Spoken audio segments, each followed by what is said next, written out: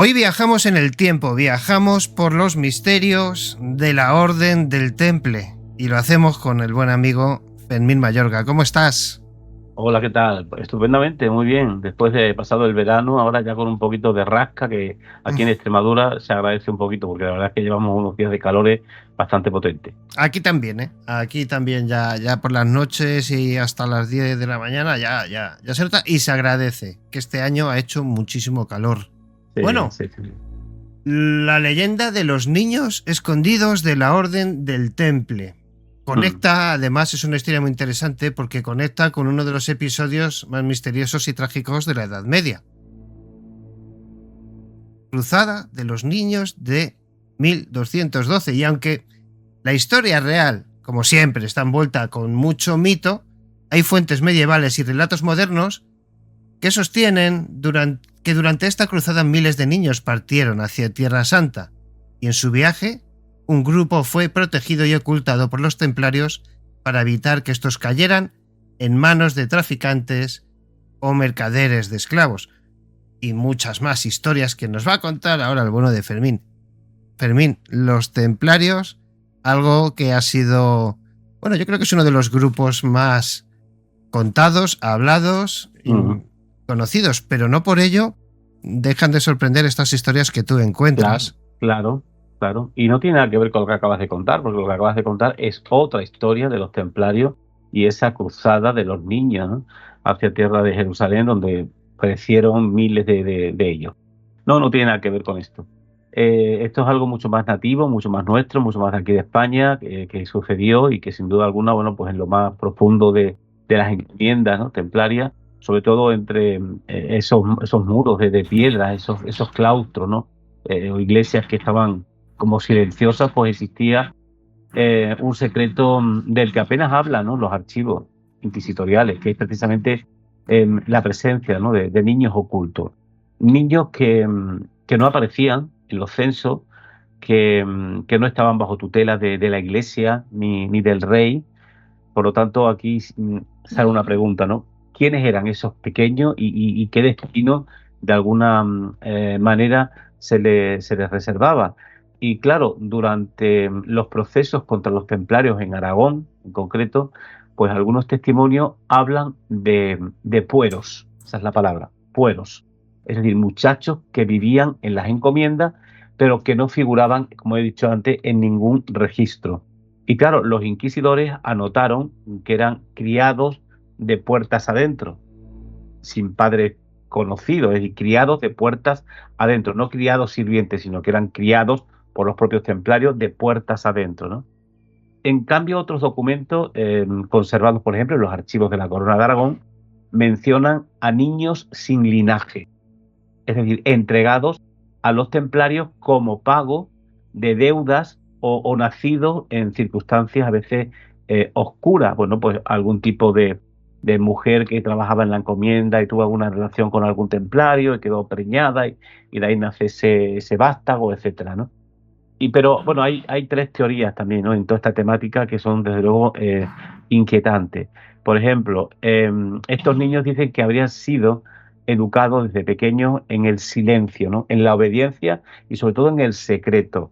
Y de alguna manera, bueno, pues estaban siendo preparados para convertirse en caballeros templarios desde la infancia, sin ningún tipo de vínculo externo que de alguna manera, bueno, pues los ataran al mundo.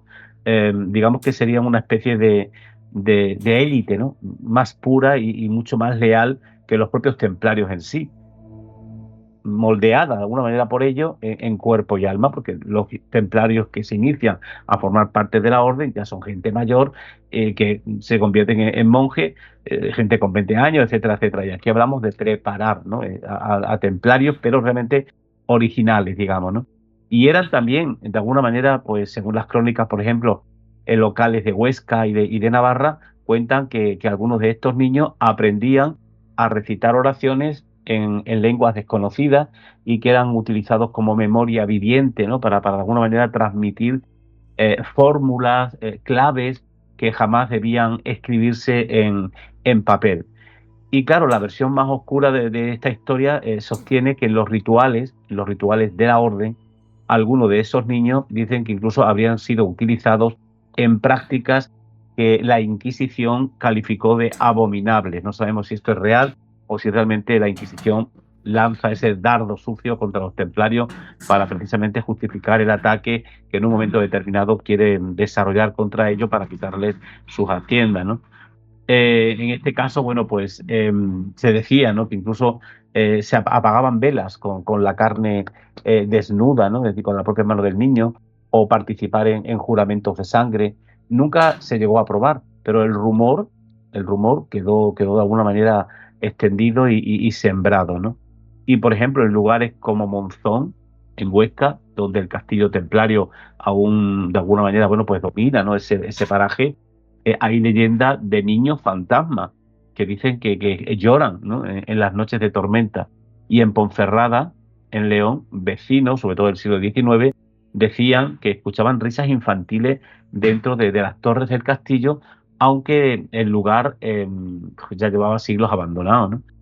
O, por ejemplo, en Portugal, en Tomar, que es uno de los centros neurálgicos del mundo templario, pues los ancianos al día de hoy todavía cuentan que en las noches de San Juan se oyen pasos de niños en los claustros como si fuese un eco, ¿no?, de aquellos pequeños ocultos, ¿no?, por la orden.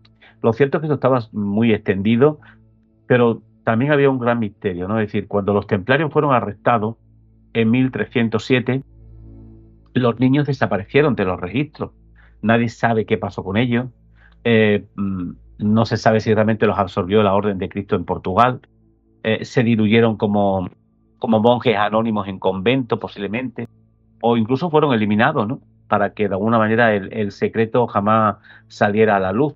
Y claro, los templarios juraban de alguna manera lealtad hasta la muerte, pero quizás su mayor secreto no fueron los tesoros de oro ni los manuscritos prohibidos, sino posiblemente aquellos niños sin nombre, educados precisamente para servir a una causa que la historia ha intentado enterrar. Y claro, estos pequeños fantasmas del temple, pues siguen escondidos, esperando que alguien escuche sus voces, ¿no?, en ese silencio de las piedras de esos castillos españoles. Y yo creo que todo esto, bueno, pues merece ser contado, porque no se cuentan muchas veces las historias que aparecen de los templarios, que a veces aparecen en letra pequeña y te tienes que dar muy bien cuenta de esos detalles, ¿no?, para realmente poderlo lanzar, ¿no? Y de hecho, bueno, cuando pensamos en los templarios, pues siempre imaginamos a esos caballeros de las armaduras blancas, de la Cruz Roja, luchando en Tierra Santa, pero la historia más oscura de la orden no se encuentra en Jerusalén, y ni en eso, el Santo Grial, ni siquiera en la hoguera de Jacques de Molay, ¿no? Yo creo que se esconde en esos rincones, ¿no?, de sus fortalezas en España, en el Reino de Aragón en su momento, en Portugal, donde yo creo que las paredes, ¿no?, pues guardan todavía ese eco, ¿no?, de esas voces infantiles, esos niños sin nombre, esos niños escondidos, en definitiva, niños que fueron de alguna manera condenados por el mero hecho de haber sido entregados por sus padres, porque a lo mejor no lo podían sacar adelante, porque alguna mujer de la encomienda quedó preñada de algún caballero templario, y bueno, pues para salvar la honra de ella, quedan al niño en la encomienda y son ellos los que se encargan de una manera secreta de sacar adelante a ese hombre, perdón, a ese niño. Y sin duda alguna estos pueros, como así se le llamaba, pues habitaban durante todo el tiempo dentro de la encomienda, pero para ese fin en concreto que hemos indicado. No sé qué te parece el tema, si lo conocías o no. Por eso vamos a retrotraernos un poquito al nacimiento, ¿no? Porque es importante, cuando Fermín nos cuenta estas cosas, que no se hallan en cualquier sitio.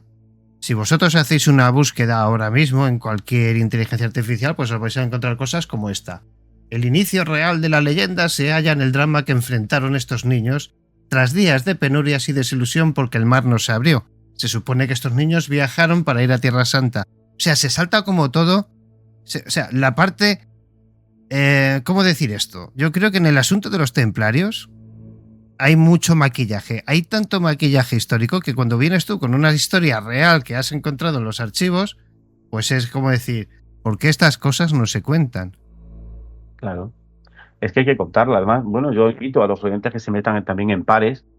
Pares es la página web, como ya hemos indicado muchas veces aquí en tu programa, del Archivo Histórico Nacional, y ahí que pongan en el buscador Temple, Orden del Temple, y le van a salir cientos y cientos de documentación del Temple de 1200, de 1100 y pico. Claro, tienes que saber paleografía para entender toda esa letra, pero ahí te viene toda la historia del Temple, y cuando empiezas a leer y a buscar, pues te encuentras detalles de este tipo, ¿no? Y también, por supuesto, en el archivo de la Corona de Aragón, que ahí es impresionante lo que hay. Pero hay que movilizarse, hay que ir hasta allí, hay que pagarte una dormida de un hotel, un hostal, etcétera, y te tiene que atraer la temática para realmente estar ahí, ¿no? Entonces, bueno, cuando le encontramos algo y lo compartimos de esta manera gratuita, pues lo que siempre es, porque claro, las encomiendas guardaban muchos secretos. Quizás muchos oyentes se preguntarán, bueno, ya que está aquí Fermín Mayorga, porque nos hablas un poquito también de las encomiendas, ¿no? Que eran esas encomiendas de la Orden del Temple, que estaban situadas en determinado territorio. Bueno, pues normalmente era la fortaleza militar de los templarios, ¿no? Era el centro agrícola, ganadero, donde ellos, con los hombres de la población cercana, pues araban las tierras, sembraban, recogían las aceitunas, recogían las bellotas para los cerdos, pero también era un lugar de oración, un lugar de retiro, y todo lo que trabajaban en esas tierras de la encomienda, todo iba para la encomienda, previo pago de algo que ellos, los templarios, daban en dinero o a veces en especies de animales para la comida a quienes trabajaban en la misma, ¿no? Y claro, las encomiendas precisamente tenían una jerarquía interna, ¿no? Estaba el comendador, que era el jefe de la encomienda, que tenía la última palabra en lo militar, en lo económico y también, por supuesto, en lo espiritual. Y luego estaban los caballeros templarios, que eran esos monjes guerreros, los que luchaban, custodiaban, y eran nobles, ¿no? En su mayoría. Y por supuesto también estaban los sargentos templarios, que no eran nobles, cumplían tareas militares, digamos, secundarias, ¿no? Por ejemplo, la custodia de ganado, de los caballos, oficios artesanos, pues desde limar determinadas espadas hasta hacer determinados artefactos con tablas o con hierro para la orden. Y luego estaban los clérigos templarios, que eran esos sacerdotes de la orden encargados pues de la misa y de la disciplina religiosa. Y también estaban los donados o siervos, ¿no? Que eran esos campesinos que entregaban bienes a cambio de manutención o trabajadores sujetos, como hemos dicho, a la encomienda. Pero también estaban los esclavos y los cautivos. Ojo a este dato, porque nunca se nos hablan, siempre se nos cuenta la parte rosita, ¿no? de los templarios. Pero los templarios también tenían sus esclavos y tenían cautivos en menor, digamos, en menor número, ¿no? Pero eran prisioneros musulmanes, en la mayoría de los casos, o herejes, que estaban usados como mano de obra, y mano de obra barata, porque lo más que le hacían era pagarle la comida que les daban, ¿no? Y luego estaban también los niños y algunos aprendices, que eran, como hemos dicho antes, huérfanos, niños donados que los padres entregaban y que se convertirían en novicios, ¿no? Próximamente, educados para eso, para servir a la orden, que eran esos muchachos de los que hemos estado hablando, ¿no? Y que sin duda alguna, bueno, pues esa parte oscura del mundo del temple, ¿no? Oraban 7 veces al día, siempre siguiendo la regla monástica, es decir, los maitines, los laudes, las primas, las tercias, las sextas, etcétera, etcétera. Y por supuesto el silencio era obligatorio en gran parte del día. Dormían vestidos, con la espada al lado, por si había algún ataque nocturno. Y bueno, entrenaban con sus armas, con sus cabalgaduras, haciendo simulacros de batalla. Ellos vigilaban constantemente, bueno, pues las murallas de la encomienda, los caminos, custodiaban siempre también, que eso es muy, muy dado a contar, ¿no? Pues las rutas comerciales, peregrinos, los bienes valiosos, pero cada encomienda era una explotación agrícola, cultivaban cereal, vid, olivares, cuidaban ganado como ovejas, los propios caballos, los cerdos, las vacas, tenían molinos, tenían huertos, tenían bodegas, tenían almacenes, y bueno, generaban dinero para financiar la guerra en Tierra Santa, ¿no? En definitiva. Y luego tienen una alimentación muy especial, porque ellos comían 2 veces al día, era la comida y la cena. La dieta era bastante austera, según la documentación. Comían pan, comían vino, legumbres, comían queso, carne de vez en cuando, nada de lujo, prohibido cazar, eso la gente puede pensar, comían conejos, comían perdices, no, prohibido cazar por placer. solo por necesidad se podía comer algún tipo de animal como una perdiz o un conejo, ¿no? Y luego estaba la disciplina que se castigaba precisamente con ayuno, con penitencia o incluso la expulsión. Y claro, en estos temas nadie podía tener posesiones privadas, todo era común y la obediencia al comendador era absoluta, ¿no? Y claro, imagínate un castillo donde conviven soldados que están curtidos, sacerdotes, campesinos, aprendices y esclavos. Es decir, el día siempre va transcurriendo entre oraciones solemnes, entrenamientos duros, trabajos agrícolas, silencio en los pasillos del castillo y sobre todo muchas vigilias nocturnas, ¿no? Y las paredes guardaban verdaderos arsenales de armas, cofres de dinero, archivos secretos y sobre todo también las reliquias sagradas, ¿no? Y sobre todo por la noche el sonido de campanas marcaban las horas de su rezo y la patrulla como tal, ¿no? Y ahí es donde se mezcla la historia y se mezcla el misterio, ¿no? Porque ahí siempre se hablaron de esos rituales secretos, de esos juramentos, de esas iniciaciones que si se hacían en cripta y en salas cerradas, que si los niños que vivían en esas encomiendas rara vez tenían contacto con el exterior, todo lo que hemos contado de estos fueros, ¿no? Y los campesinos que trabajaban para ellos pues decían que los templarios rezaban a dioses que no eran de la iglesia, por ejemplo, ¿no? Quizás porque muchos de ellos no podían entrar en la encomienda, es decir, no lograron trabajar para los templarios. Entonces también había una especie de odio, ¿no?, hacia ellos por parte de algunos campesinos porque se veían en la pobreza y no eran capaces de conseguir algo más, y los que trabajaban para ellos pues a lo mejor vivían un poco más dignamente y podían sacar adelante a sus hijos porque a lo mejor los niños los habían entregado a la orden como tal. Y yo creo que, bueno, pues las encomiendas creo que ha quedado perfectamente narrada a través de esta relación que acabamos de hacer, pero bueno, normalmente un día en estos sitios pues suele ser bastante trajín, ¿no? Por lo tanto, no sé tú qué piensas al respecto Yo, de estas yo, temáticas. a mí me interesa mucho porque además, la verdad es que esto es una historia atemporal porque no fue mucha su duración. Los primeros 9 caballeros, creo que fue en torno a 1118, 1119. Tenía por aquí apuntado, sí, la fecha, la orden aprobada oficialmente por la Iglesia es en el 1129, con lo cual ya son 10 años. Y creo que es en el 1300, lo tengo por aquí. En el 1312 es cuando oficialmente es disuelta por la bula papal. De todos estos años, bueno, a partir del 1307 y un poquito antes ya son arrestados, pero ¿por qué sucede todo esto y por qué no se cuentan las cosas como la de los niños? Yo creo que básicamente esta gente es que llegó un momento en que tenían, desde que el Papa asume, digamos, a esta orden, ya en nombre de la Iglesia, tienen tanto poder que no dependen ni del rey ni de nadie que estuviera por allí, con lo cual es normal que arrasaran, digamos, espiritualmente y mentalmente a los campesinos y a todo aquel que pasara por allí, por sus tierras. Podían decidir qué hacer y tomar justicia. O sea, podían tomar justicia, ¿no?, de cualquier suceso. No solo es la historia de las cruzadas, que ahí la verdad es que en nombre del ser humano cometieron muchas atrocidades. O sea, no fueron ningunos santos. Mataban y mataban a hombres, mujeres y niños y hacían matanzas absolutamente completas. Pero sí que es cierto que llegaron a ser miles, y empezaron con 9. Pero este asunto de los niños, pues es que yo no lo he visto en ningún sitio que se hablara de los niños, ni en ninguna película, y seguramente, como en cualquier estructura social de la época, pues no solo iban aquellos ricos, que eran hijos de ricos, y de ahí empiezan, ¿no?, a crecer rápidamente, que pagan mucho dinero para que sus hijos se hagan templarios, sino que llega un momento en el que tienen toda una estructura social en la que tienen cabida estos niños, y tienen tantos lugares, las encomiendas, los castillos, localizaciones muy importantes repartidas por las zonas más importantes de Europa, que al final, ¿qué mejor puedes hacer si no tienes dinero para alimentarte que entregar a tu hijo? O lo haces como, no sé, me imagino que también sería como una donación a Dios, ¿no? Como el que entregaba a su hija a un convento, que evidentemente la mayoría eran para quitárselas del medio, eran embarazos, eran cosas de estas raras, ¿no?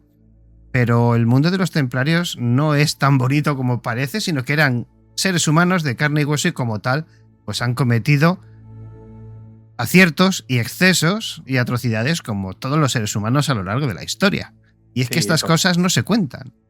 hay que situarse en la época también, la manera de entender todo esto, sobre todo el tema de la Reconquista, ¿no? En ese Claro, momento España estaba dominado por el Islam, y claro, las órdenes militares todas, no solamente los templarios, todas van a utilizar la sangre, la fuerza, el arma para cortar cabezas de los musulmanes y descabezar aquellas cabezas visibles del Islam en los diferentes pueblos de Al-Ándalus, como en el que tú vives, en el que yo vivo, etcétera, etcétera. Entonces ellos van a ser los primeros que van a utilizar las hogueras para meter el miedo y el terror a la población, y a través de ese miedo pues van reconduciendo a la gente por esos caminos, ¿no? Pero el tema de los niños es muy potente, y de hecho hay incluso historias, ¿no? y leyendas que se cuentan de ellos en algunas poblaciones. Por ejemplo, aquí donde yo estoy, en la zona de Olivenza, que hoy es española, a partir de 1801 se convirtió en pueblo español, pero de ahí para atrás, en época portuguesa y en época templaria, en Olivenza se cuenta que bajo el suelo de la iglesia de la Magdalena, fíjate, lleva el nombre incluso templario, porque era un pueblo muy templario, el de la Magdalena y toda esta zona de la comarca de Olivenza, fueron enterrados varios niños donados a la orden. Dice que nunca llegaron a ser caballeros, ¿no? Y murieron jóvenes, agotados precisamente por el hambre, por el frío, y se habla incluso de castigo. Y cuando la iglesia está vacía, dice que algunos vecinos, dice que afirman, ¿no? Escuchar una especie de sollozo leve que sube, ¿no? Desde las losas del altar, como si los pueros, estos niños, aún lloraran en la oscuridad. Y hay un refrán popular que lo recuerda en Olivenza. Dice: si de noche rezas en la Magdalena, no reces solo, los niños contestan. Y eso es algo que está vivo y coleando hoy en día, que forma parte de esta tradición, ¿no? Y de esta historia que estamos contando. Por ejemplo, hay otra leyenda también que viene recogida, que se llama El espejo de los iniciados, que te hablan, que cuentan que en una sala oculta, ¿no? del convento templario pues existía un espejo de metal muy bruñido, y claro, los niños eran llevados allí durante los ritos secretos. Se les obligaba a mirar su reflejo, ¿no? mientras pronunciaban ese juramento en latín. Y la leyenda dice que quien rompía la promesa veía en el espejo su propio rostro sin ojo, como castigo eterno, ¿no? Era una manera también de meter el miedo a los niños a través de este tipo de historias. Y en Olivenza algunos ancianos dicen que todavía existe ese espejo enterrado bajo las murallas. Olivenza una población fortificada, y que refleja de alguna manera no lo que uno es, sino lo que ha jurado y traicionado, ¿no? Inclusive había un juego que se jugaba antiguamente en esta población, que era el juego de la soga, donde los pueros, es decir, estos niños, rara vez podían salir al exterior. Entonces pasaban sus horas en los patios interiores de los castillos, en este caso, donde inventaron un juego macabro: saltar sobre sogas colgadas de los árboles secos, ¿no? Y un día uno de los niños que se ahorcó sin querer, y claro, los caballeros, en lugar de enterrarlo, dejaron su cuerpo colgado como advertencia a los demás. Y se cuenta y se dice que precisamente en noches, cuando hay mucho viento, dice que aún puede verse en los patios de la encomienda de Olivenza, o encomendiña, como le dicen aquí, porque al ser portugués ellos a la encomienda le llaman encomendiña, la silueta de un niño, dice que se ve balanceándose en la soga, y que quien lo mire fijamente sentirá en su cuello la presión de un lazo invisible, ¿no? Así que, como veis, este tema de los niños pues tiene mucha fuerza, y está muy vivo, a pesar de que esté olvidado o no se cuente, pero hay reflejos, hay historias que se cuentan, que a veces las poblaciones pues no le saben dar a esas leyendas esa realidad histórica de donde proceden, ¿no? Porque después ya de prácticamente 8 siglos, 7 siglos, pues se olvidan muchas veces estas historias, y le dan otro sentido, ¿no? Pero hay un manuscrito también en Olivenza, bueno, le llaman como el manuscrito perdido, ¿no? Que habla precisamente de un niño, de un puero especial, ¿no? Es un niño educado para memorizar oraciones secretas y sobre todo mapas de tesoro. Dice que nunca aprendió a leer ni a escribir, y que todo lo llevaba en la cabeza, y cuando la orden fue disuelta, los propios templarios le arrancaron la lengua para que jamás pudiera revelar nada. Incluso se cuenta también que el cuerpo lo emparedaron en las murallas, y que su espíritu, bueno, pues quedó de alguna manera vagando, ¿no? Y bueno, pues como sucede en todas las leyendas, normalmente se dice que el niño aparece, ¿no? En noches de tormenta, como un niño pálido, con la boca ensangrentada, que señala con el dedo hacia la torre, ¿no? Y que desaparece entre gritos como de ahogamiento, ¿no? Y también existía otra leyenda que está muy chula, porque va muy enfocada también al tema de los juegos prohibidos. Dice que algunos relatos también de Olivenza aseguran que los pueros eran encerrados de noche en criptas oscuras para curtir su miedo. Y que allí los niños inventaban juegos, cantaban en voz baja, y que si algunos rascaban las paredes con dibujos de cruces y figuras extrañas. Siglos después, en restauraciones, bueno, eso se puede ver hoy todavía en el Castillo de Olivenza, en el Castillo Templario. Siglos después, en esas restauraciones que se han hecho, se hallaron marcas infantiles en los muros subterráneos, ¿no? Y los vecinos dicen que esas criptas que aún respiran, y que si uno o una baja con una vela, que puede escuchar a los niños riendo detrás de las paredes. De hecho, la cripta hoy del Castillo Templario de Olivenza es un lugar cultural, porque se hacen conferencias, pero puedes ver precisamente todo ese tipo de dibujos creados por niños y por otras personas, ¿no? Te encuentras de diferentes marcas, estrellas de 5 puntas, etcétera, etcétera, ¿no? Quizás también por el tema de los árabes, porque ellos adoraban, sabes que la bandera de Marruecos lleva la estrella de 5 puntas, ¿no? Entonces, algunos que fueron apresados, pues escribían o ponían también sus siluetas o emblemas, ¿no? Como esa estrella en concreto. Así que no sé qué te han parecido estas leyendas de los pueros, porque me parece que son también muy importantes y que están muy extendidas. Simplemente que no les saben dar esa connotación y esa procedencia. Las leyendas por sí mismo es lo que son, ¿no? Es un aviso, ¿no? Para todos. Como bien dices, es historia viva. Además, tú vives en una tierra muy rica y además una de las últimas o penúltimas estuvieron ahí muchísimos años, con lo cual tiene que haber cantidad de lugares que guarden esas pequeñas historias que tú nos traes, que son increíbles. Yo es que hay algunas que no les encuentro ni parecido con otras de otros lugares de España. Y es riquísimo, ¿cómo decirte? Y yo doy fe, amigos, de que Fermín, cuando viene a Madrid de viaje, se coge sus 2 días y se mete ahí en el Archivo Nacional y es capaz de encontrar unos temas absolutamente novedosos para los que estamos acostumbrados a escuchar casi siempre las mismas historias, mitos o leyendas. ¿Tienes algo ahí más bajo la manga? Hombre, siempre hay temas, ¿no? Hay muchos temas. Lo que pasa es que, claro, bueno, ya te contaré. Pero sí que hay. Porque esta semana, en concreto el fin de semana, estoy en Cabra, que tengo allí una conferencia sobre Mitra, sobre el dios Mitra. Y al día siguiente tengo un paseo cultural, una ruta por Priego de Córdoba, que está aquí a 30 kilómetros de Cabra, y aprovecho ya para hacer también eso. Pero bueno, ya hablaremos, seguiremos hablando de estos temas, ¿no? Porque sin duda alguna... Pues lo que vamos a hacer es seguiremos hablando. Ahora, yo antes de irnos con esta sección de los templarios algo distinta, es recordaros que los templarios no fueron los primeros monjes guerreros. No lo fueron, porque de hecho, si recordáis la serie de Vikingos, ahí el obispo Hedmund que sale es el primero que, digamos, guerrero del siglo XIX en Inglaterra, es el primero que aúna las dos cosas, ¿no?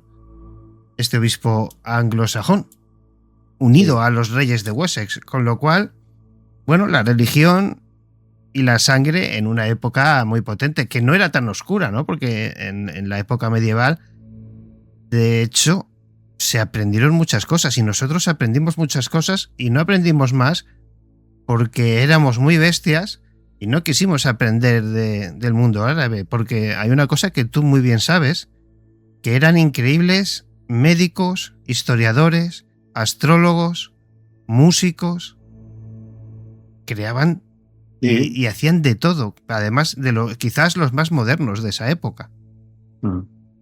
Totalmente. Bueno, fíjate tú, nadie asocia la Cruz Roja, la famosa Cruz Roja, con la famosa Cruz Roja de los Templarios.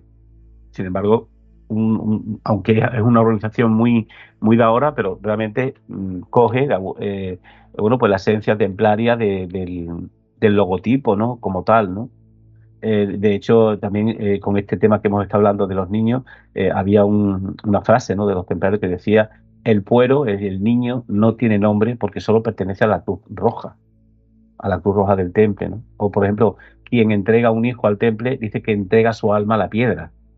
O, por ejemplo, los niños decían que eran, los templarios, ¿no?, que eran cofres de carne donde guardamos los secretos del Temple, porque en sus ojos hay infancia y reflejos de juramentos que habían hecho ante ellos, ¿no? Así que el niño que llora en la cripta, por ejemplo, decían los templarios, es guardián eterno del oro templario. Y decía: ellos no son hijos de hombres, sino de la orden, nacidos para el secreto. Y cada puero enterrado bajo el altar es un pacto sellado en sangre. Por lo tanto, la risa de un puero, de un niño en la encomienda templaria, es presagio de muerte cercana.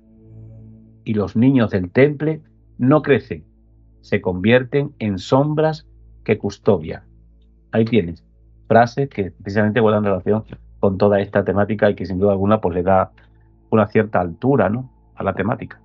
Pues ahí tenéis, amigos, enriquecimiento histórico, no solamente histórico, como dicen muchas veces, historia, mitos y leyendas que con el paso del tiempo van cambiando de forma, pero la esencia principal ahí está. El mundo templario. Fermín, muchísimas gracias. Nada, un placer como siempre, gracias a ti.